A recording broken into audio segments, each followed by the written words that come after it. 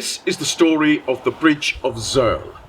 Now, it's an Austrian story, but it may be familiar to those of you who are fans of English folklore, or those of you who like stories from 1001 Nights. You may find some similarities, but this is the story of the Bridge of Zirl, and this is how I will tell it to you. The poor woman was shaken awake by her husband, and she blearily opened her eyes as he said, "I had it again. I had the same dream. The same dream every night this week." And his wife sighed and said, "Go back to sleep. And if you can't sleep, then go outside and walk around until you've calmed down. The night isn't over for me yet." And so the poor man pulled back the threadbare blankets, pulled on the boots over his socks and wrapped his coat around him and left his wife finishing her sleep. And he stepped outside just as the sun was rising. And the sun was rising, revealing a landscape that could be a dream. For as he looked to his left, there was the hill going up out of the Inn Valley, with the rest of the village of Rin before him, and the sun catching the houses as it rose. And to his right, there he could see the mountains of the Austrian Tyrol, and in front of him, the beautiful white-painted church. The white-painted church, the tower of which cast a shadow over his house, keeping it lovely and cold in the winter. And when I say his house, his hovel, where he and his wife lived. Well, the day came and the day went, and the poor man had found some jobs that he could do for people round the village and earn a few copper coins so that he could buy some scraps of food so he and his wife could eat that night. And when they went to their beds, they slept, or at least he slept until he woke up again early in the morning, shaking his wife, saying, "Again, I had the same dream again. I went to the bridge at Zirl, and there at the bridge at Zirl, there was treasure. Treasure for you and for me." And his wife sighed and said, "That is enough of this dream. If the only way to stop you having this dream is for you to go to Zirl, go to the bridge and find there is nothing there for us, then that's what you must do." And so the poor man mentally prepared himself to go to Zirl. And when the sun was high enough and it was warm enough, he set off down the road from Rin towards Innsbruck. Now Zirl is a town the other side of Innsbruck. Nearly 5 hours walk from Rin. Because Rin was up one side of the valley, and he had to walk down the valley, and it is not a straight path, it's a winding road that goes this way and that way and that way and this way, all the way down the valley. And it took him through the forest. Now the forest in this time in Austria was not like the nice wooded parks of England. These are dangerous places, with dangerous beasts, wolves and bears, and as he walked through the forest, he could hear the noises of animals moving between the trees. But he made it through the forest and down the winding road to the bottom of the valley, to the river Inn, and he walked towards Innsbruck. And as he walked along the river through Innsbruck, he knew he was approaching Zirl, the other side of the city of Innsbruck. Now Zirl is a small town, and it's built on either side of a little river that runs down from the mountains into the river Inn. And over that little river there was a bridge, so that the people could move either side of the town. And so the poor man went to the bridge at Zirl to find the treasure that he had dreamed of. Well, he looked around the bridge. There was nothing there. Not a parcel with his name on, not a treasure box waiting for him, not someone with a secret message for him. He looked between the wooden planks on the bridge and there was nothing there. He looked around the pillars that held the bridge up, nothing. He went under the bridge and looked to see if he could find anything, feeling between the stones, and still he could find nothing. He sat on the bridge and wondered what to do and just watched the people walking over the bridge, one of whom was a goatherd driving his goats across the bridge, who saw the poor man and touched his cap and said, "Hello, stranger.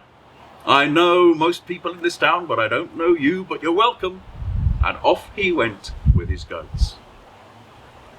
Having found no treasure, the poor man didn't know what to do. It was now too late to walk back. Remember, nearly 5 hours to walk from Rhin to Zirl. That was downhill. He was going to have to walk back uphill, up that winding road and through the forest, and you don't want to be going through the forest when it's dark. So the only thing he could do was to sleep by the Bridge of Zirl. He didn't sleep on the bridge, he tucked himself under the bridge by the river, somewhere he could curl up and try and keep himself warm. And he shivered his way through the night, and perhaps he got half an hour's sleep through the night. And when the sun came up, he stepped out and stretched himself and tried to breathe life back into his cold body.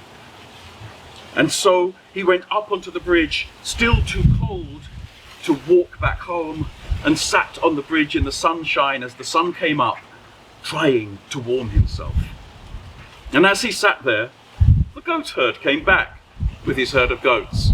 And the goatherd said to him, "You haven't been there all night, stranger, have you?"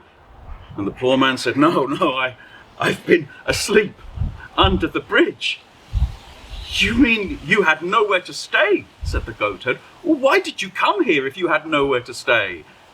And so the poor man told him of his dream. The dream that they would find treasure for him and his wife here at the Bridge of Zirl. And the goatherd laughed. He laughed so much that he was almost in pain, doubling over as he laughed at the poor man and said, "You fool! You believe in dreams? Well, what has your dream got you? Your dream has got you a cold night under a bridge next to a river. You are old enough to know better. You should not listen to the silly fantasies that you have in the night as you sleep.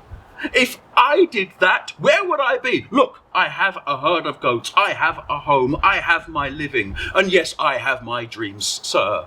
Night after night, I have the same dream, and if I listened to it, what would I be? I would be a fool like you. For in my dream, I go to a tiny village. I go to a tiny village where there's this white painted church, and next to the white painted church is a hovel, a house that's in the shadow of the tower, so it's always cold. And if I go into the house, I see there is a small stove. And under the small stove there is a stone. And I move the stove and I move the stone, and under the stone there is a bag of gold. Now, how likely is that? You're a fool." And the goatherd went on his way driving his goats. And the poor man watched him go. And this was early in the morning. So the 6-hour walk back home was to be started now. And he started his 6-hour walk. And even though it was a winding walk back up the hill from the valley of the inn, he did it in a time that he would never have imagined himself to be able to do, and he hardly even noticed the sounds of beasts between the trees of the forest. He was so determined to get home. And he walked along the road into the village of Rhin, and past the church. He turned left down by the church and stood in the shadow of the tower and pushed the door of his little home open, and there was his wife standing over the stove, and she said, "You're back. You're back at last. I didn't imagine you'd be able to get back after yet last night, given the length of the journey, but here you are, and are you satisfied? Is that the end of stupid dreams?" But the poor man ignored his wife. He went up to the stove, he lifted the pot off it and put it on the floor, and she said, "What are you doing?" He raked the coals out of the stove, and then he tipped the stove over. She said, "Are you insane?" And there under the stove there was a stone, and he heaved the stone up, and if you went back a year later to the village of Rhin and you looked at the beautiful white painted church, to the right of the white painted church, in the shadow of its tower, you'd find a house. A very large house, most of which was not in the shadow of the tower. And you'd have found a couple who had everything they could ever have asked for. And we can hope that they really did live happily ever after, because a poor man was prepared to follow his dream. And that is the story of the Bridge of Zirl, and that is how I have told it to you.